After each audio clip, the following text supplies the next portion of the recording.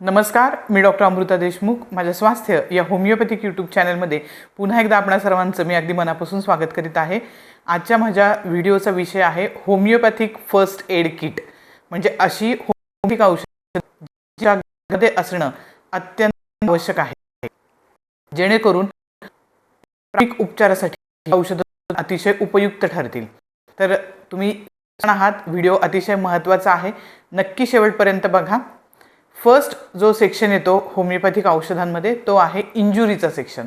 तर इंजुरीमध्ये पहिल्यांदा आपण बघणार आहोत ते पहिलं औषध आहे अर्निका मॉन्टना 30. अर्निका मॉन्टना 30 हे औषध तुमच्याकडे असणं अतिशय गरजेचं आहे. ज्यावेळेला कोणताही मुक्कामार लागतो अशा मुक्कामारामध्ये किंवा तुमचे हातपाय प्रचंड प्रमाणात दुखत असतील, अंगामध्ये रवरव करत असेल, कणकण असेल, तर अशा कंडिशनमध्ये तुम्ही अर्निका मॉन्टना 30 हे मेडिसिन देऊ शकता. ज्यावेळेला sore bruised pain with blunt trauma अशी लक्षणं आपल्याला पाहायला मिळतात. त्यानंतर दुसरं महत्त्वाचं औषध आहे इंजुरी सेक्शनमधलं, ते म्हणजे कॅलेंड्युला. जर कट असेल, इन्फेक्शन असेल, कट इन्फेक्शन आणि वुंड्स असतील, तर अशा कंडिशनमध्ये आपण कॅलेंड्युला हे होमिओपॅथिक औषध 30 पोटेन्सीमध्ये घेऊ शकतो. त्यानंतरचं जे औषध आहे ते म्हणजे आर्टिका युरेन्स. आर्टिका युरेन्स हे औषध कोणत्याही ॲलर्जिक रॅशेसमध्ये, आर्टिकेरियामध्ये, त्वचेवर येणारे पुरळ असतील, खाज असतील, या कंडिशनमध्ये तुम्ही आर्टिका युरेन्स नावाचं मदर टिंक्चर घेऊ शकता, जे वनस्पतीचा अर्क होमिओपॅथीमध्ये येतो. तो एक पाव कप कोमट पाण्यामध्ये तुम्ही 10 थेंब सकाळी आणि संध्याकाळी अशा परिस्थितीमध्ये घेऊ शकता. त्यानंतरचं इंजुरी सेक्शनमधलं औषध आहे ते म्हणजे कॅन्थॅरिस. ज्यावेळेला कुठेही भाजलं जातं, पोळलं जातं आणि त्यानंतर त्वचेवरती ब्लिस्टर्स येतात, तर त्या कंडिशनमध्ये तुम्ही कॅन्थॅरिस हे होमिओपॅथिक औषध घेऊ शकता. जिथे तुम्हाला प्रचंड प्रमाणात आगाग जळजळ जाणवत असते भाजल्यानंतर, तर ही लक्षणं कमी होण्यासाठी कॅन्थॅरिस निश्चितपणे उपयुक्त आहे. तर इंजुरी सेक्शनमधली 4 महत्त्वाची औषधं, पहिलं म्हणजे अर्निका मॉन्टना, कॅलेंड्युला, कॅन्थॅरिस आणि आर्टिका युरेन्स. त्यानंतरचं जे महत्त्वाचं सेक्शन आहे ते म्हणजे कोल्ड अँड फीवर. बऱ्याच वेळेला आपण पाहतो की घरामध्ये थंडी वाजून ताप बऱ्याच जणांना येतो. काही वेळेस थंड हवेला एक्सपोज झाल्यानंतर फीवर जाणवायला लागतो, ताप येतो. अशा कंडिशनमध्ये होमिओपॅथीमधील ॲकोनायटम नेपॅलस हे अतिशय महत्त्वाचं औषध आहे. 30 पोटेन्सीमध्ये तुम्ही ते दिवसातून 3 वेळा 5 दिवसांसाठी घेऊ शकता. त्यानंतर दुसरं महत्त्वाचं फीवर सेक्शनमधलं औषध आहे बेलाडोना. बेलाडोना हे तापासाठी अत्यंत महत्त्वाचं औषध आहे, ज्याच्यामध्ये अचानकपणे ताप येतो, थंडी वाजून येते, चेहरा संपूर्ण पेशंटचा लाल होतो, इन्फ्लुएन्झा लाईक सिम्पटम्स असतात, इरिटॅबिलिटी असते, रेडनेस असतो, फेस जो असतो तो असा लालसर दिसतो. अशा लक्षणांमध्ये तुम्ही बेलाडोना हे होमिओपॅथीमधील तापासाठी औषध देऊ शकता. आता कोल्ड अँड फीवरमधली 2 महत्त्वाची औषधं मी सांगितली. पहिलं म्हणजे ॲकोनिटम नेपॅलस आणि दुसरं औषध आहे ते बेलाडोना. त्याच्यानंतर महत्त्वाचा जो सेक्शन आहे तो म्हणजे डायजेस्टिव्ह इश्यूज. बऱ्याच वेळेला असं होतं की अचानकपणे आपलं पोट बिघडतं आणि मग आपल्याला त्रास सुरू होतात. तर त्यातलं पहिलं जे औषध आहे ते म्हणजे नक्सवोमिका. जर तुमचं रात्रीचे जागरण झालं असेल, रात्री उशिरा जेवल्यामुळे तुम्हाला त्रास होत असेल, पोट गच्च झालं असेल, पित्ताचे त्रास झाले असतील, कॉन्स्टिपेशन असेल, तर अशा कंडिशनमध्ये नक्सवोमिका 30 हे मेडिसिन तुमच्याकडे असणं अतिशय गरजेचं आहे. ज्यावेळेला पित्त होतं, पित्तानंतर उलटी आल्यासारखं होतं, मळमळतं, अशा लक्षणांवरती होमिओपॅथीमधील नक्सवोमिका हे औषध अतिशय महत्त्वाचं आहे. त्याच्यानंतर पल्सेटिला हे सुद्धा औषध गॅस्ट्रिक हेडेक असेल तुमचा, पित्तामुळे होणारी डोकेदुखी असेल, मळमळ असेल, विशेष करून ज्यावेळेला तुम्ही रिच फॅटी फूड घेता, म्हणजे तळलेलं तेलकट जास्ती तुमच्या खाण्यात येतं, आईसची जी केकवरची जी क्रीम असते, जे पेस्ट्रीज असतात, अशा जर क्रीमी प्रोडक्ट्समुळे तुम्हाला पोट बिघडलं असेल, रिच फॅट फूड तेलकट खाण्यात आल्यामुळे जर तुमचं पोट बिघडलं असेल, पित्ताचे त्रास असतील, उलटी मळमळ असेल, तर अशा परिस्थितीमध्ये पल्सेटिला 30 हे औषध तुमच्याकडे असणं अतिशय गरजेचं आहे. त्यानंतर arsenicum album 30 is very important medicine. हे तुमच्याकडं असायलाच हवं तुमच्या फर्स्ट एड किटमध्ये.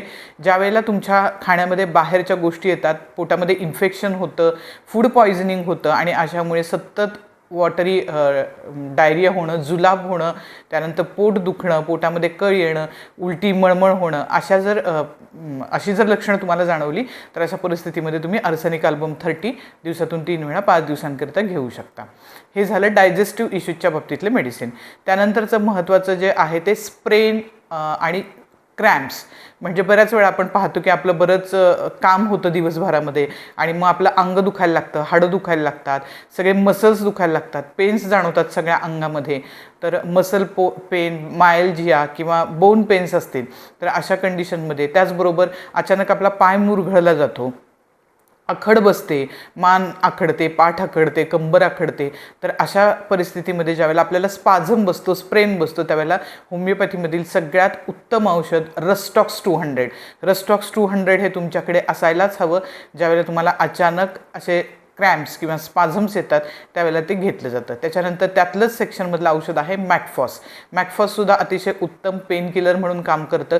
तुमचे मस्क्युलर क्रॅम्प्स असतील, स्पाझम असतील, पिरियड्समधील क्रॅम्प्स असतील, त्याच्यानंतर डिस्मेनोरिया असेल, अशा कंडिशनमध्ये न्यूराल्जिक कोणतेही पेन असतील, सायटिकासारखे पेन असतील, फेशियल न्यूराल्जिया असेल, तर अशा कंडिशनमध्ये मॅकफॉस हे औषध 30 पोटेन्सीमध्ये 3 वेळा 5 दिवसांसाठी तुम्ही घेऊ शकता. अतिशय उत्तम असं हे पेन किलर आहे. त्याच्यानंतरचा जो सेक्शन आहे तो म्हणजे सर्दी खोकला. वारंवार वातावरण बदललं की सर्दी होणं, ॲलर्जिक सर्दी खोकला असणं, धुळीला एक्सपोज झालं, परागकणांना एक्सपोज झालं तर ॲलर्जिक सर्दी खोकला, सतत शिंका येणे, नाकातून पाणी येणे, पाणी गळणे, अशा जर तक्रारी जाणवत असतील तर सगळ्यात महत्त्वाचं औषध आहे डलकॅमॅरा 200. डलकॅमॅरा 200, काली बीच 200. ज्यावेळेला सर्दी अतिप्रमाणात होते, ती सायनससमध्ये साठायला लागते, सायनोसायटिससारखे त्रास होतात, नाक चोंदलं जातं, त्यामुळे डोकं जड येतं, अशा लक्षणांमध्ये काली बीच 200, जिथे खूप घट्ट सर्दी असते, बाहेर पडायला त्रास होतो आणि ऑब्स्ट्रक्शन होतं नेझल, त्यामध्ये काली बीच 200 हे मेडिसिन तुम्ही घेऊ शकता. आणि पुन्हा एकदा याच सर्दी खोकल्यासाठी, घसा दुखण्यासाठी जे महत्त्वाचं होमिओपॅथिक औषध आहे ते म्हणजे आर्सेनिक अल्बम. कुठल्याही सोअर थ्रोटमध्ये, ॲलर्जिक रॅनायटिस असेल, सायनोसायटिस असेल, कोल्ड असेल, कोरायझा असेल, तर या कंडिशनमध्ये स्नीझिंग असेल तर तुम्ही आर्सेनिक अल्बम 30 हे मेडिसिन घेऊ शकता. त्यानंतर महत्त्वाचा जो सेक्शन आहे तो म्हणजे इमोशनल शॉक, स्ट्रेस, अँझायटी. बऱ्याच वेळा आपण पाहतो की काही मानसिक कारणंसुद्धा आपल्याला आजारांच्या मागे पाहायला मिळतात. जसं की कोणत्या गोष्टीची अचानक भीती वाटली, काळजी वाटली, चिंता, भीती असेल, टेन्शन असेल, अशा परिस्थितीमध्ये एक इमोशनल शॉक जो असतो त्याच्यामध्ये जर औषध द्यायचं असेल तर पहिलं औषध जे महत्त्वाचं आहे ते म्हणजे इग्नेशिया 30. इग्नेशिया 30 हे इमोशनल शॉक असेल, तुमचे ब्रेकअप असतील, डिसअपॉइंटमेंट इन लव असेल, त्यानंतर अचानक कुठल्याही गोष्टीचा धक्का बसणं, तीव्र प्रमाणात दुःख होणं, त्यानंतर साईंग असणं, अचानक एखादी जवळची व्यक्ती सोडून गेल्यानंतर जे दुःख होतं त्या परिस्थितीमध्ये आपण इग्नेशिया 200 हे औषध देऊ शकतो. त्यानंतरचं जे महत्त्वाचं औषध आहे ते एक बॅचफ्लॉवर रेमेडी आहे जी अँझायटी, स्ट्रेस, एक्झाम फोबियासाठी अतिशय महत्त्वाची आहे. ती म्हणजे रेस्क्यू रेमेडी, रेस्क्यू ड्रॉप्स. तर तेही औषध तुम्ही दिवसातून 3 वेळा घेऊ शकता, 10 थेंब, ज्यावेळेला तुम्हाला अशी लक्षणं जाणवत असतील. तर ही काही महत्त्वाची होमिओपॅथिक औषधं होती की जी तुमच्याकडे कंपल्सरी असायलाच हवीत.